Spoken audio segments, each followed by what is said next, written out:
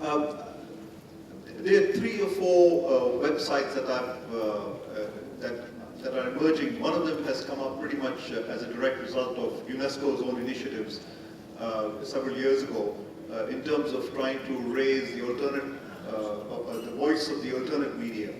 I read them in order to get an alternative perspective, and I'm sure a lot of you people already have them, but for those who don't, one of them is called IPS, Interpress Service, which speaks very much, which reports on international events like climate change and the World Trade Organization and other talks from an alternative perspective. Another website that reports on the developed countries from an alternative perspective is simply called that, Alternate. ALTERNET. If you just look it up, Google it, you'll probably get it. Alternate. And one that I particularly enjoy because a lot of disgruntled correspondents from the New York Times and others have gone and joined this because they wanted to get away from establishment journalism, is called Truthdig. Truthdig. Some really good stuff there. If people like Truthdig, yeah. One word. Yeah, Truth and Dig. D-I-G, yeah, Dig. Dig for truth. Truthdig. Yeah. And if you want to read an alternative perspective on the Arab-Israeli conflict, there's a group called Electronic Intifada. Electronic Intifada. Again, I'm a great believer in freedom of the press, but I also think it's important to get an alternative perspectives. And there are websites out there who are trying to, and this is good journalism. You can check it out for yourself, and this is not ragtag propagandists looking to bend your mind in any way. There's some good quality journalism out there. I personally refer to IPS. I do look up the news over there, and I would about alternative. I mean, this would be Global Voices. I do look up Global Voices, and India-specific news. I do look up India Together and Info Change India. Those are alternative news focusing on development oriented. I would also like to recommend Tehelka as a it's good journalism. They really cover What's it called? Tehelka. That's THELKA.com. Thank you. And to the side. Well, yeah, I will tell you an example of what we're doing at our university. We are teaming with some friend of ours, an American guy, with something called the Research Journalism Initiative. And now we are opening something called Nablus Open Media Center. Nablus Open Media Center with an acronym NONC, and we say No to Media Control. And actually, the journalism students we are training, the production that they do it, we're going to put it on a website with some credibility and accreditation and the ownership of the material, so it's not like that. So this way, it's somewhat in between citizen journalism from the grassroots, but at the same time, it's professional in order to be able to get outreach. It's called the Nablus Media Center. So this is just an example. Thank you. And just before we sum up, we'll have one final question from the floor. So whoever puts their arm up as enthusiastically as possible, this gentleman at the front here. Hi everyone, I am Masoom from Bangladesh Writers. And the media began broadcasting that there was some grievances of the media. That's why they committed this offense. But in later, this information proved wrong. That means for free flow of information, the whole situation was very much panic. The whole country was in very panic situation created by wrong information of the media. And this is because only for the free flow of information. This is one question. The second question is... I'm afraid we only have time for No, just second question is, Muqbil, Mr.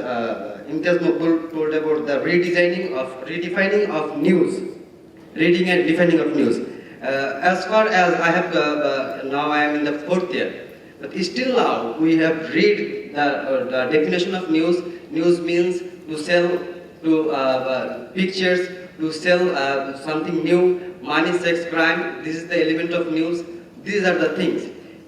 Still now it is running. Then if what does he want to mean by redefining the news? Okay, thank you very much. So, media freedom and redefining news.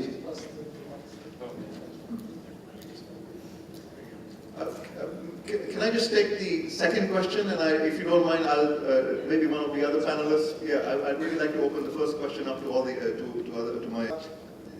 This whole redefinition of news is actually now, to me, probably the most critical issue that is emerging, and I'm very happy to hear this morning a whole bunch of people who are websites. I mean, you've heard several people this morning, and I know you will hear more people.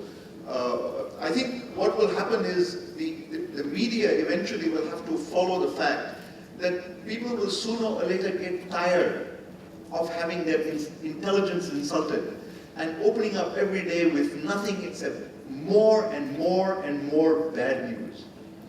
And I think that redefinition process will take place because people will simply switch off.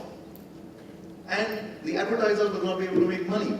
So sooner or later, water will find its own level, and the money will go to areas where people are watching, which means, people will watch love stories, they'll watch comedies, and instead of sitting and watch this hero action, crime, sex, movies, people will move into an era where they say, I really don't want this anymore. I want to, like Professor Srisakdi, get up in the morning and say, what am I going to do to make this world a better place? You're going to sing it? If you hear me sing, that's going to... So I think the peace will come when there is profit behind it. And that eventually will have a lot of things. On the free flow of information, I really think the other panelists would be better qualified. Unfortunately, we're out of time, but in the spirit of freedom of speech, perhaps we can talk afterwards to the panelists.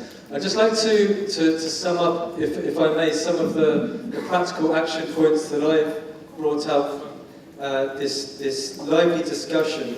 One is the urgent need for moderation. We've been hearing about a corporate and military and political machinery using the media as a tool to further, perhaps, not unworthy ends. So the need for moderation, but how do we balance that with media freedom? So this is a challenge for all of us. At the same time, continuing the use of alternative media, social media, to raise the voices, be it in the Iran election, we saw an example there, and other examples that Syed has been looking at. But with this social media, there is the problem of, and the need for tools of discernment. How do we educate our children, young people, to be able to separate the garbage from the good information? And then we have a whole host of resources, whether we heard from Search for Common Ground, the other resources that we heard this morning, and indeed this lively discussion, that we can empower ourselves with these tools of discernment. But for me, the thing that's really stuck in my heart, Syed, is when you share from the heart, it seems to reduce the conflict within you, the depletion within you. And by sharing and reducing the conflict in you, you have unwittingly helped reduce the conflict and motivate others, 1,000 friends on Facebook, countless others in Afghanistan, in other areas, to really make a difference. So in the spirit of in Gandhi, and I hope that he wouldn't mind me changing the word of being the media that we want to see in the world, of reducing the conflict in ourselves by sharing from the heart, we can make a big transformation. I'd like to finally thank all of you this morning, and for our host and all of you for participating in the lively discussion. Thank you.